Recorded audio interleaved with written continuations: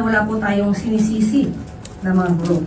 Umani ng matinding reaksyon sa social media at sa hanay ng mga guro ang naging pahayag ni Palace Press Officer at PCO Undersecretary Attorney Claire Castro tungkol sa papel ng mga guro sa paghubog ng mga kabataan. Matapos may ugnay ang kaniyang mga sinabi sa usapin ng disiplina at asal ng ilang estudyante, agad itong naging sentro ng diskusyon sa online. May mga guro at grupo ng educators na nagpahayag ng kanilang pagtutol at sinabing tila nalalahat ang kanilang propesyon. Ngunit sa gitna ng batikos, nagbigay ng paglilinaw si Castro. Hindi umano niya sinisisi ang mga guro at hindi rin siya humihingi ng paumanhin sa kanyang naging pahayag. Sa halip, iginit ng opisyal na maling konteksto lamang umano ang ibinigay sa kaniyang sinabi. Kaya ang tanong ngayon, ano nga ba talaga ang sinabi ni Attorney Claire Castro at bakit ito nagdulot ng matinding reaksyon mula sa ilang guro at netizens? Narito ang buong detalye.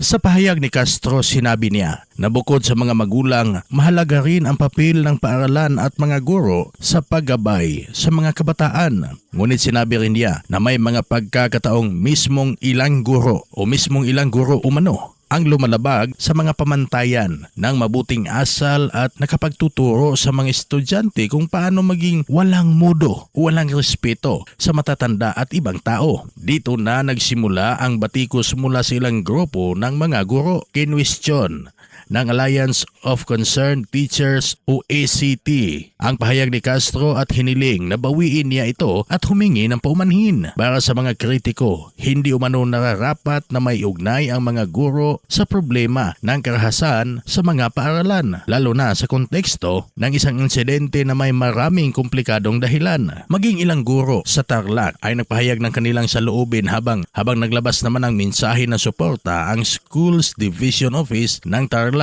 para sa mga guro. Ngunit kinabukasan today, habang ginagawa natin ang balitang ito, August 19, nagbigay ng paglilinaw si Attorney Claire Castro. Iginit niya na hindi niya sinisisi ang mga guro at ang kanyang sinabi ay isang paalala lamang tungkol sa malaking responsibilidad ng mga educator sa paghubog ng magandang asal ng mga kabataan. Ipinaliwanag din ni Claire Castro na hindi lahat ng guro ang tinutukoy niya. Binanggit niya ang ilang insidenteng na iulat kung saan may mga estudyanteng gumamit o gumagamit umano ng mapanirang salita laban kay Pangulong Ferdinand Marcos Jr. Kabilang ang isang classroom activity kung saan may estudyanteng gumamit ng salitang bangag para tukuyin ang Pangulo. Ayon kay Castro, ang mga ganitong insidente ay naiparating na rin sa Department of Education at may kaukulang hakbang na ginawa. Nilinaw din ng opisyal na malaki ang kanyang respeto sa mga guro. Isa umano sa dahilan nito ay ang kanya sariling ina na dating public school teacher. Kaya iginit ni Castro na hindi niya layunin